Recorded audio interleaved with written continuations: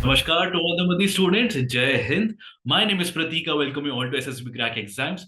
दोस्तों, आज हम डिस्कस करने वाले हैं सितंबर महीने में जो भी आपके 20 मोस्ट इंपॉर्टेंट जो नेशनल न्यूज हमें देखने को मिलते हैं। खासकर बेटा, आपके जो एसएसबी इंटरव्यू के लिए सारे जो टॉपिक्स है बहुत ही रेलेवेंस खाते हैं, तो इन सारे मुद्दों को आज हम डिस्कस करने वाले हैं। ठीक है, सो बिफोर वी बिगिन, आपको यहाँ पे मैं बताना पसंद करूंगा कि भाई एसएसबी क्रैक एग्जाम्स में आपको एसएसबी इंटरव्यू के कोर्स आपको देखने को मिलते हैं, बहुत ही एक तरीके से इफेक्टिव, एफिशिएंट और एक तरीके से आपका जो प्रिपरेशन आपका अच्छे तरीके से बूस्ट यहाँ पे हो सकता है। सो बहुत ही अफोर्डेबल, बहुत ही इफेक्टिव चीज है, आपको यहाँ पे बिल्कुल कंसीडर करना चाहिए। So let's jump into our first news. यहाँ पर इसे देख सकते हो बेटा कि सितंबर महीने में अभी हाल ही में हमने राष्ट्र पोषण माह अभी हमने सेलिब्रेट किया है। क्या इसका पूरा एम है, यहाँ पे हम इसको अच्छे से समझ लेते हैं। तो ये आपको पता होना चाहिए कि हमारे जो माननीय प्रधानमंत्री है, he is very much concern regarding the malnutrition. ठीक है, क्या मतलब है इसका? ये भारत में हमें माल न्यूट्रिशन एक तरीके से बहुत देखने को मिलता है, बहुत ही कंसर्निंग इशू है। और इसी के रिगार्डिंग 2018 में आपका राष्ट्र पोषण आपका जो कह सकते हो कि अभियान एक तरीके से आपका शुरू किया गया था। ठीक है, जहां पे जो बच्चे हो गए आपके या फिर मदर हो गई है, इनका एक तरीके से न्यूट्रिशन लेवल अच्छे से मेंटेन रहे, इसके रिगार्डिंग यहाँ पे आपका अवेयरनेस आपकी बढ़ाई जा रही है। ठीक है, तो यहाँ पे अगर आप देखोगे 1 से लेकर 30 सितंबर तक आपकी ग्राम पंचायत लेवल पे जितनी भी आपकी जो औरतें हैं जो बहुत एक तरीके से एनेमिक है, जो प्रेग्नेंट वुमेन है, जो बहुत एक तरीके से इशू क्रिएट कर सकती है, बच्चों के लिए कर सकती है, तो दोनों को हमें लेके चलना है। वेरी इंपॉर्टेंट आपकी खबर है रिगार्डिंग आपका हेल्थ का इशू। और यहाँ पे जो आपके जो माननीय प्रधानमंत्री है, इनका एक ही यहाँ पे मकसद है कि भैया हमें सुपोषित भारत चाहिए, हमें कुपोषित भारत नहीं चाहिए। ठीक है, बहुत एक अच्छी पहल है। अगर आपसे एक सवाल पूछा जाएगा कि भैया ये किस मंत्रालय के अंदर आपका पूरा आता है, तो ये आपका ministry of child and women development के अंदर आपका पूरा यहाँ पे आता है। और इनके अभी मंत्री कौन है आपका यूनियन लेवल पे, तो आपको पता होना चाहिए, स्मृति ईरानी है। चलिए आगे बढ़ जाते हैं हम अपने नेक्स्ट खबर के साथ। यहाँ पे देख सकते हैं कि हाल ही में अगर आप देखोगे सितंबर महीने में डीवाई चंद्रचूड़ जी को यहाँ पे एक तरीके से नालसा का एग्जीक्यूटिव चेयरमैन बनाया गया है। अब आपके मन में सवाल आएगा, नालसा है क्या? नालसा एक आपका ऐसा ऑर्गेनाइजेशन है जो ये मेक श्योर किया जाता है, एक तरीके से आप यहाँ पे समझ सकते हो कि जो भी आपके वनरेबल लोग हैं, चाहे जैसे फॉर एग्जांपल बच्चे आपके हो गए, औरतें हो गए, एसटी एससी ग्रुप के आपके लोग हो गए हैं, या फिर एक तरीके से आप कह सकते हो जो वर्कर्स लोग हैं, जो एक तरीके से फीस नहीं दे सकते हैं लीगल बैटल्स के लिए, या फिर एक तरीके से वंचित रह जाते हैं, तो उनको भी न्याय का पूरा हक मिले, उनको भी जस्टिस मिले, पैसों के चक्कर में पीछे ना हट जाए। इस नाल से आपको मेक श्योर करता है कि सबको यहाँ पे एक तरीके से यहाँ पे इंक्लूड किया जाए, इंक्लूजन सबका यहाँ पे सोसाइटी में होना चाहिए। ठीक है, तो सामाजिक तौर पे आप ये काम करता है नालसा, और ये बहुत अच्छी आपकी पहल है। ठीक है, तो अगर यहाँ पे अगर आप देखोगे, आप जस्टिस डीवाई चंद्र जी की अगर बात करोगे, तो ये आपके सुप्रीम कोर्ट के आपके जज है। आपको पता होने 2016 में आपके अपॉइंट हुए थे। इलाहाबाद हाई कोर्ट के भी आपके एक तरीके से आपके चीफ जस्टिस रह चुके हैं। तो एक तरीके से बहुत ही इनकी इंपॉर्टेंट पोजीशन है। अब आपको पता होना चाहिए, अब तो ये भारत के चीफ जस्टिस ऑफ इंडिया भी आपकी ये बन गए हैं, सक्सेसर यूयू ललित ने इनको बना दिया है। और यहाँ पे अगर आप देखोगे नालसा का फुल फॉर्म क्या है, तो नेशनल लीगल सर्विस अथॉरिटी। ठीक है, जो भी इसके रिगार्डिंग इंपॉर्टेंट न्यूज थी मैंने आपको यहाँ पे बता दिया। नेक्स्ट आपकी खबर है मेरे दोस्तों कि हाल ही में AIFF, ठीक है, आप यहाँ पे देखो ऑल इंडिया फुटबॉल फेडरेशन, यहाँ पे हमें एक नए अध्यक्ष आपको देखने को मिलते हैं जिनका नाम है कल्याण चौबे जी। ठीक है, ये आपके फॉर्मर आपके फुटबॉलर है, बहुत ही ज्यादा एक तरीके से इनका अच्छा रिकॉर्ड है। और इन्होंने इलेक्शन में किसको हराया था AIFF में, तो आपको पता होना चाहिए, बाईचंद भूटिया जी को यहाँ पे इन्होंने इलेक्शन में हराया था। वो भी आपके फॉर्मर फुटबॉलर है, वो भी बहुत तरीके से बहुत ही फेमस आपके एक तरीके से उनका कॉन्ट्रीब्यूशन रहा है भारत के लिए। ठीक है ना। अगर यहाँ पे देखोगे कि वाइस प्रेसिडेंट किसको बनाया गया है, तो आपको पता होना चाहिए AIF का आपका NA हैरिस जी को यहाँ पे बनाया गया है, जो पहले आपके कर्नाटक फुटबॉल एसोसिएशन के आपके प्रेसिडेंट रह चुके हैं। तो स्पोर्ट्स के हिसाब से आपके बहुत ही इंपॉर्टेंट खबर है। नेक्स्ट यहाँ पे बात करते हैं इसी से जुड़ा हुआ आपका कि हाल ही में आपका अहमदाबाद में, या फिर अगर आप देखोगे अलग अलग आपके शहर में आपके इवेंट हुआ है, 36वां आपका नेशनल गेम आपका एक तरीके से स्टार्ट हो गया है सितंबर में। आप अगर देखोगे तो 29 सितंबर से लेके 12 अक्टूबर तक आपका ये पूरा गेम का सिलसिला चल रहा था। 6 सिटीज में आपका पूरा यहाँ पे आपका ऑर्गेनाइज हुआ था। अहमदाबाद, गांधीनगर, सूरत, वडोदरा, राजकोट और आपका भावनगर ऐसे शहर में ये आपके गेम्स आपके खेले गए। ये गेम आपका अगर देखोगे तो ये आपका एक्चुअली गोवा में होने वाला था 2016 में, बट डिले डिले होते होते फिर बाद में डिसाइड कर लिया कि भैया गुजरात में ही इसको कर लेते हैं। ठीक है, अगर इसे आपसे पूछा जाएगा कि भैया 35th नेशनल गेम आपको कब खेला गया था, कहाँ पे खेला गया था, तो वो आपका केरल में 2015 में खेला गया था। अब जो 37th आपका जो नेशनल गेम होगा बेटा, वो आपका गोवा में होगा। ठीक है, इसके रिगार्डिंग जो भी इंफॉर्मेशन था मैंने आपको डिटेल में बता दिया है। ठीक है, आगे बढ़ जाते हैं भाई साहब। यहाँ पे तो इसरो ने हाल ही में एक बहुत ही एक अच्छा नया टेक्नोलॉजी बनाया रिगार्डिंग सेफ लैंडिंग। इसका नाम है इनफ्लैटेबल एरोडायनेमिक डिसेलरेटर, इसको शॉर्ट फॉर्म में IADB बोला जाता है। क्या है इसका मतलब, अच्छे से समझते हैं। आपको जैसे पता होगा कि 2019 में जब हमने चंद्रयान 2 भेजा था, तो एक तरीके से वो अनफॉर्चुनेटली अनसक्सेसफुल आपका रह गया था। क्यों? उसका सबसे बड़ा कारण ये है कि वो आपका सेफली लैंड नहीं कर पाया था। ठीक है, तो ये ऐसा वापस ना हो, तो इसरो ने अभी नई टेक्नोलॉजी यहाँ पे बनाई है, ये आपका इन्फ्लैटेबल एरोडायनेमिक आपका डिसेलेरेटर। ये एक ऐसी आपका तकनीक है जो क्या करेगा, आपका जो भी जो पेलोड होगा जिसको हम भेजते बाहर, उसको क्या करेगा, बड़ा ही सेफली लैंड कराएगा, स्पीड को बड़ा डिसेलरेट करेगा, जैसे आप इसके नाम से अच्छे से समझ पा रहे हो। ठीक है, बहुत इंपॉर्टेंट आपकी खबर है रिगार्डिंग आपका स्पेस। और यहाँ पे बात करेंगे आने वाले जो भी मिशन होंगे, यहाँ पे इसरो इसको क्या करेगा, बिल्कुल इस्तेमाल करेगा। ठीक है, कौन से रॉकेट से एक तरीके से इसको भेजा गया था, तो रोशनी अगर आप देखोगे इस वाले रॉकेट का आपका इस्तेमाल किया गया था, आपका वन ऑफ द आपका फर्स्ट रॉकेट आपको पता होना चाहिए इसरो के द्वारा। और यहाँ पे आपको केरल में देखने को मिलेगा, इसका एक तरीके से रॉकेट लॉन्च हुआ था थुम्बा इक्वेटोरियल रॉकेट स्टेशन से, और सक्सेसफुल आपका ये पूरा आपका इवेंट आपका हुआ था। बहुत इंपॉर्टेंट खबर है, क्योंकि आने वाले जितने भी हमारे जो इवेंट्स होने वाले हैं, फॉर एग्जाम्पल चंद्रयान 3 होने वाला है, और आपका इतने सारे इवेंट्स आपके होने वाले, तो उसमें हमें ये वाली टेक्निक की बहुत ज्यादा आवश्यकता है। सो कुडोस टू इसरो। नेक्स्ट यहाँ पे बेटा हम खबर की बात करते हैं, स्पोर्ट्स के रिगार्डिंग है। तो यहाँ पे आपको पता होगा कि आपका 68th एडिशन का जो आपका नेहरू ट्रॉफी आपका जो बोट रेस है, ये आपका सक्सेसफुली यहाँ पे हो गया। कहाँ पे हुआ बेटा? केरल में आपका हुआ है। और यहाँ पे अगर आप देखोगे तो ये आपका पुन्नामुद्दा लेक में आपका इवेंट हुआ था, जो आपका अलपुझा आपके जिले में आपको देखने को मिलता है। ठीक है, इसमें लगभग आपको 20 स्नेक बोट्स आपको देखने को मिलते हैं। लोकल लेवल में इसको स्पोर्ट्स को चंदन वल्लम इसको बोला जाता है, और ये आपका इवेंट लोकल लेवल में बहुत ही ज्यादा प्रचलित है, ये आपको पता होना चाहिए। और अगर आप यहाँ पे बात करोगे, यहाँ पे आपका कश्मीर से भी जो आपके डल लेक के जितने भी पार्टिसिपेंट थे, उन्होंने भी यहाँ पे एक तरीके से क्या किया था, इस इवेंट का पार्ट एक तरीके से वो बने थे। और यहाँ पे देखोगे ये आपका जो आपका ट्रॉफी भी है, किसके नाम पे है? हमारे पहले जो प्रधानमंत्री थे, माननीय जो आपके पंडित नेहरू जी, उनके नाम पे आपका ये पूरा ट्रॉफी रखा गया है। तो बहुत अच्छा इवेंट है, वो एक तरीके से कल्चर को बढ़ावा देता है।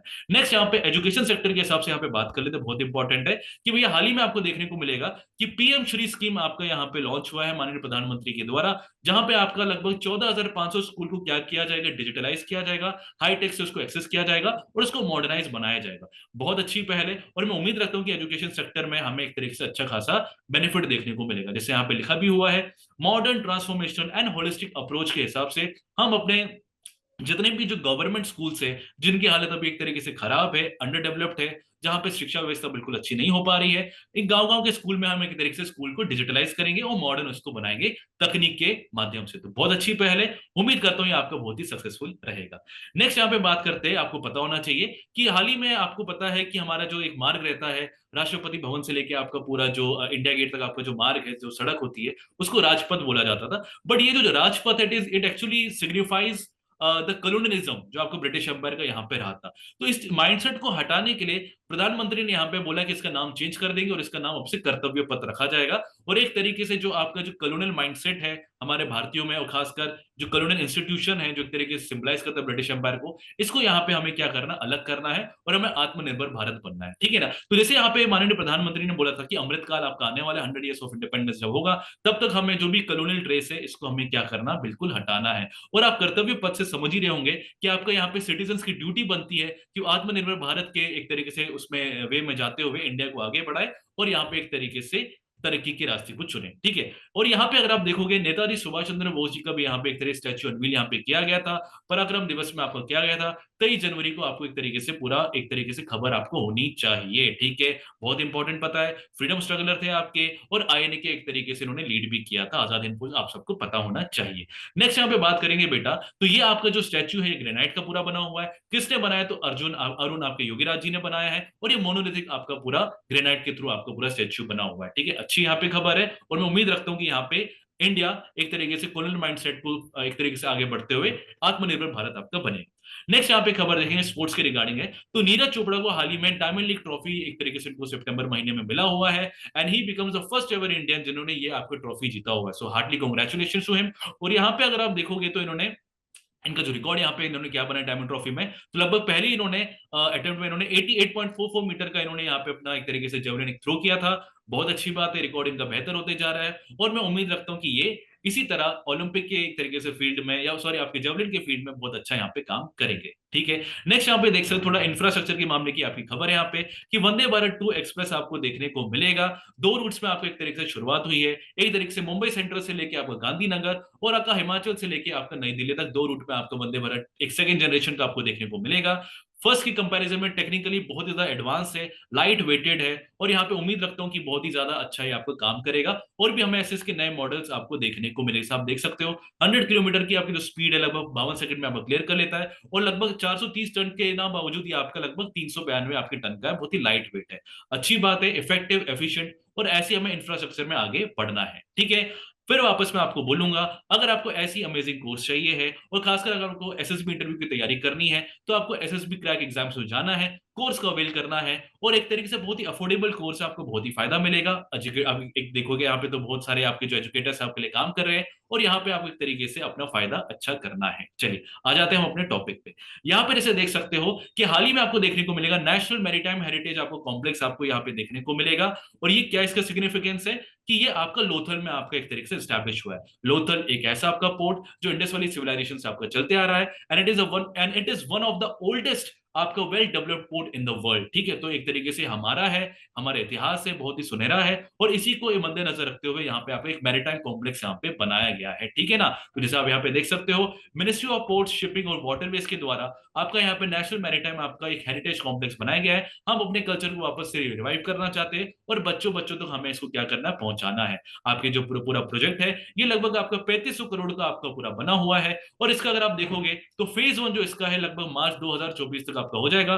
फेज 2 की शुरुआत आपकी धीरे धीरे बाद में हो जाएगी। तो बहुत अच्छी पहल है, और मैं उम्मीद रखता हूँ यहाँ पे जो भारत सरकार है इसको यहाँ पे और ज्यादा अच्छे से डेवलप करेगी। चलिए आगे बढ़ जाते हैं, हमारी जो नेक्स्ट खबर है उसको यहाँ पे हम अच्छे से देख लेते हैं। तो यहाँ पे देख सकते हैं थोड़ा वाइल्ड लाइफ की रिगार्डिंग है और टूरिज्म के रिगार्डिंग में। तो यहाँ पे अगर आप देखोगे तो चीता का यहाँ पे रीइंट्रोडक्शन हमें देखने को मिलता है भारत में 1950s के अराउंड। आपको एक्सटिंक्शन यहाँ पे देखने को मिलता है भैया, किसका, आपका चीता का। ठीक है, ऐसे नहीं कि भारत में नहीं थे, भारत में थे बट एक्सटिंक्ट हो गए थे। ठीक है, वापस इनको लाया जा रहा है भाई। नामीबिया सरकार से एग्रीमेंट हमने किया है, और हमने लगभग 8 चीते हमने मंगवाए हैं। पालपुर कूनो जो आपका नेशनल पार्क है आपका मध्य प्रदेश में, वहां पे इनको रखा जाएगा, और एक तरीके से जो हमारा टूरिज्म सेक्टर एक तरीके से बढ़ेगा। और यहाँ पे एक अच्छी पहल यहाँ पे भारत सरकार के द्वारा की गई है। ये आपका कब इनको लाया गया था, कब एक तरीके से इसका शुभारंभ किया गया था, तो 17 सितंबर में किया गया था, जब आपका माननीय प्रधानमंत्री जी का जन्मदिन होता है। ठीक है, चलो आगे बढ़ जाते हैं इसी जुनून के साथ। चलिए आगे यहाँ पे देख सकते हैं कि नेशनल लॉजिस्टिक पॉलिसी बहुत ही जरूरी था हमारे भारत के लिए, हमारे इंफ्रास्ट्रक्चर डेवलपमेंट के लिए। इसकी यहाँ पे शुरुआत कर दी गई है, ये आपको पता अच्छे से होना चाहिए। तो यहाँ पे अगर आप देखोगे तो नेशनल लॉजिस्टिक पॉलिसी जो आपका है बहुत ही ज्यादा इंपॉर्टेंट, और बहुत ही ज्यादा अगर आप बात करोगे कि ये आपका इंफ्रास्ट्रक्चर के लिए बहुत ही ज्यादा आपका इफेक्टिव होने वाला है। क्या है इसकी खबर पूरी, यहाँ पे डिटेल में समझते हैं। आपको इसे पता होना चाहिए, हमारे जो सप्लाई मैनेजमेंट है, हमारा जो इंपोर्ट एक्सपोर्ट होता है, हमें कई बार डिलेस देखने को मिलते हैं। हमें कई बार अगर आप देखोगे तो बहुत प्रॉब्लम फेस करनी पड़ती है। जैसे मान लो हमने कोई एग्रीकल्चर प्रोडक्शन किया है, हम अगर बाहर बेचते हैं, हमारे पास कोल्ड स्टोरेज नहीं है, अच्छा कोई एक तरीके से हमारे पास वेयर हाउस नहीं है, बहुत दिक्कतों का सामना करना पड़ता है, आपका जो सामान होता है सड़ जाता है। ये मैंने एक पहल की बात की, और भी कई सारे इसमें फैक्टर आपके आ जाते हैं। तो ये ऐसा ना हो, और इसमें एक तरीके से ऑर्गेनाइज सेक्टर आपका नहीं है लॉजिस्टिक वाला भारत में। ठीक है ना, तो इसको अच्छे से ऑर्गेनाइज किया जाए, इसको एक डोमेन में लाया जाए, इसी के रिगार्डिंग आपको ये पूरा एक नेशनल लॉजिस्टिक पॉलिसी आपका यहाँ पे लॉन्च किया गया है। ठीक है, क्या है इसका पूरी जानकारी आपको पता होना चाहिए। जीडीपी का लगभग आप 14% 15% देखोगे, हम नेशनल आपका लॉजिस्टिक एक तरीके से सिस्टम में पूरा लगाते हैं। अनऑर्गेनाइज्ड है, बिल्कुल भी सच अच्छा खासा रेगुलेशन देखने को नहीं मिलता है, डिलेज हमें बहुत देखने को मिलते हैं, जिसकी वजह से आपका इंडिया कभी मैन्युफैक्चरिंग गुरु वर्ल्ड का नहीं बन सकता है। अगर आपको मैन्युफैक्चरिंग सेक्टर में अच्छा जाना है, तो आपको सबसे पहले तो आपको लॉजिस्टिक में आपको अच्छा खासा काम करना पड़ेगा। ठीक है, तो भारत माला जैसा प्रोजेक्ट, सागर माला जैसा प्रोजेक्ट एक तरीके से आपका लॉन्च किया गया है। रोड्स की इंटरकनेक्टिविटी बढ़ाई जा रही है, वाटरवेज को भी यहाँ पे जोड़ा जा रहा है। ऐसा नहीं कि सिर्फ रोडवेज पे पूरा डिपेंडेंट हो, वाटरवेज में भी हमें बहुत अच्छा काम यहाँ पे करना है। और यहाँ पे मेक श्योर किया जा रहा है कि अगर हमें इंफ्रास्ट्रक्चर का डेवलपमेंट करना है, तो हमें पहले लॉजिस्टिक को अच्छे से ध्यान रखना पड़ेगा। आपको जैसे पता है पीएम गति शक्ति आपका जो नेशनल एक मिशन है, जहां पे आपके जो माननीय प्रधानमंत्री जिन्होंने बोला था कि हमें क्या करना है, इंफ्रास्ट्रक्चर को बॉडी तेजी ना बड़ा तेजी तेजी से एक तरीके से डेवलप करना है, और हमें एक तरीके से कोई भी डिलेज नहीं लेना है, और हमें इंफ्रास्ट्रक्चर में इंटीग्रिटी करना है। उसी में आपका देखोगे नेशनल लॉजिस्टिक पॉलिसी भी एक तरीके से आपका हेल्प कर सकता है। ठीक है, बहुत अच्छी पहल है, और मैं उम्मीद करता हूं कि जो इनका जो एक 5 साल का जो एक तरीके से एम है कि हमें 5 साल के अंदर 8% एक तरीके से इसको जीडीपी का लाना है, ये एक तरीके से हम देखते हैं कैसा क्या रहता है। ठीक है, नेक्स्ट यहाँ पे इंटरनेशनल रिलेशन के रिगार्डिंग हम बात कर लेते हैं। तो आपका 2+2 डायलॉग आपको हुआ है इंडिया और जापान के बीच में, डिफेंस और आपके फॉरेन अफेयर्स के रिगार्डिंग। ठीक है, तो यहाँ पे देख सकते हैं आपके जो राजनाथ सिंह जी जो डिफेंस मिनिस्टर है, और जो आपके एस जयशंकर जी है जो आपके फॉरेन मिनिस्टर है, इन्होंने मीटिंग की है जापानीज के जो आपके जो फॉरेन आपके डिफेंस मिनिस्टर जिनका नाम है हयाशी योशिमा, और यहाँ पे हमारा यसुकाजू। ठीक है, इनके बीच में 2+2 डायलॉग हुआ है। इनका कहाँ पे हुआ है बेटा? टोक्यो में हुआ है। और यहाँ पे मुद्दा क्या था?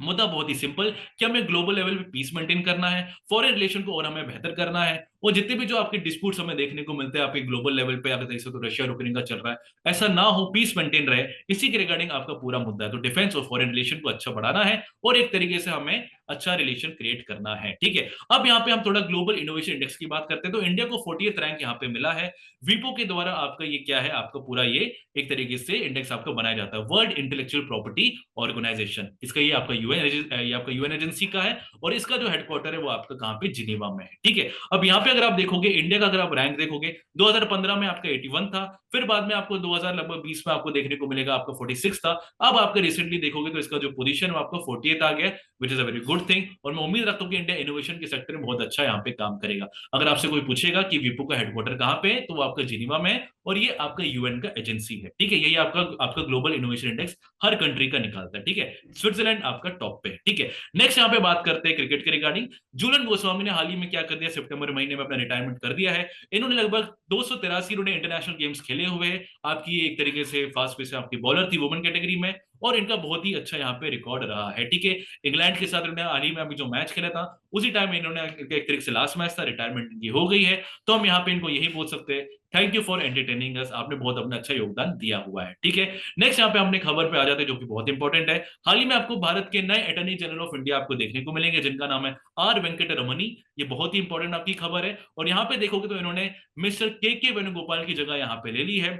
1 अक्टूबर से इन्होंने अपना जो पूरा कारोबार है अटॉर्नी जनरल का आपका वेंकट रमन ने स्टार्ट कर दिया है। और अगर आप देखोगे आपका लगभग ये अपॉइंट 3 साल के लिए आपके हुए। ठीक है, तो ये अपॉइंटमेंट के रिगार्डिंग जो खबर है, जो आपको पता होना चाहिए, मैंने यहाँ पे आपको डिटेल में बता दिया। ठीक है, अब यहाँ पे थोड़ा ह्यूमन राइट्स की थोड़ी यहाँ पे बात कर ले, इसी के रिगार्डिंग जो न्यूज है यहाँ पे हम थोड़ी बात कर लेते हैं। यहाँ पे अगर आप देखोगे कि हाल ही में सुप्रीम कोर्ट ने यहाँ पे डिसाइड किया है कि अगर प्रेगनेंसी अगर 24वें हफ्ते तक भी है, अगर आप देखोगे तो अबॉर्शन यहाँ पे किया जा सकता है। कोई यहाँ पे डिस्टिंक्शन नहीं कि कोई अनमैरिड वुमन है कि मैरिड वुमन है, कोई ऐसा कोई डिस्क्रिमिनेशन है, ऐसा कोई यहाँ पे सेपरेशन नहीं है। कोई भी हो, अगर आप एबॉर्शन करना चाहते हो, अगर आपको लग रहा है कंसेंशुअली आप करना चाहते हो, तो आप बिल्कुल कर सकते हो। ठीक है, ये आपकी बॉडी है, आपका राइट है, और सुप्रीम कोर्ट ने इसको एड्रेस भी किया हुआ है। तो एक तरीके से वुमेन के रिगार्डिंग बहुत ही अच्छी खबर है, और सुप्रीम कोर्ट ने एक तरीके से इसको भी अच्छे से रिकॉग्नाइज किया है। ठीक है, तो यहाँ पे अगर आप देखोगे नेक्स्ट आपकी खबर थोड़ा अनएम्प्लॉयमेंट से रिगार्डिंग है। आपको पता होना चाहिए, आपको जो ministry of statistics and programme implementation है, इनके द्वारा अगर आप देखोगे एक आपका डेटा निकलता है जिसका नाम है पीरियोडिक लेबर फोर्स सर्वे। ठीक है, एम्प्लॉयमेंट अनएम्प्लॉयमेंट डेटा आपको पूरा निकालता है, इसको शॉर्ट में पीएलएफएस से भी बोला जाता है। इन्होंने बोला है कि भैया अनएम्प्लॉयमेंट जो रेट है इस साल का, खासकर अप्रैल जून का अगर आप देखोगे तो 7.6% आपका ये थोड़ा गिर गया है। ठीक है ना, अब ये वाला जो डेटा रहता है बेटे अप डाउन होता रहता है, हम इतना एब्सोल्यूट नहीं बन सकते कि बिल्कुल अभी अभी ठीक हो जाएगा फिर खराब हो जाएगा। बट इस समय इंडिकेशन ले सकते हैं कि अभी भी बेरोजगारी का जो मामला भारत में है, अभी भी हम सफर कर रहे हैं, बट मैं उम्मीद रखता हूं कि आने वाले टाइम में थोड़ा अच्छा हो जाएगा। ठीक है,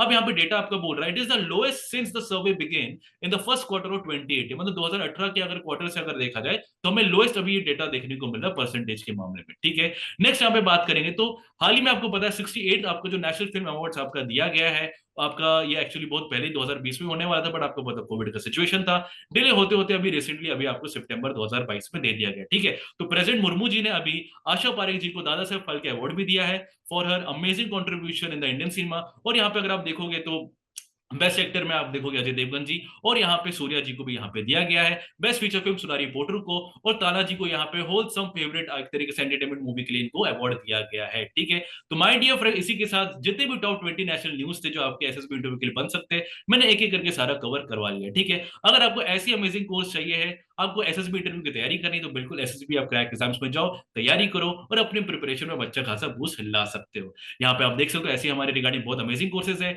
एनडीएफ के सीडीएस के बहुत ही अमेजिंग कोर्स आपको देखने को मिलेंगे। आपको क्या करना, कोर्स को अवेल करना है, और आपको अपना एक तरीके से इफेक्टिव पढ़ाई करनी है। बट डोंट फॉरगेट कि आपको कोई भी अगर कोर्स लेना है, अवेल करना है, तो आपको कोड वॉरियर 10 का आपको इस्तेमाल करना है, और एक तरीके से आपको 10% का डिस्काउंट मिलेगा। ठीक है, तो माय डियर फ्रेंड्स, इसी जज्बे और जुनून के साथ मैं आपको मिलता हूँ नेक्स्ट वीडियो में। Till then bye bye, take care, जय हिंद दोस्तों। अगर आप एक डिफेंस एस्पिरेंट हैं और SSB interview, NDA, CDS, AFCAT जैसे एग्जाम्स के लिए प्रिपेयर कर रहे हैं तो आप एसएसबी क्रैक एग्जाम्स के कोर्स को चेक करना ना भूलें। आप हमारी लर्निंग एप्लीकेशन को गूगल प्ले स्टोर से भी डाउनलोड कर सकते हैं।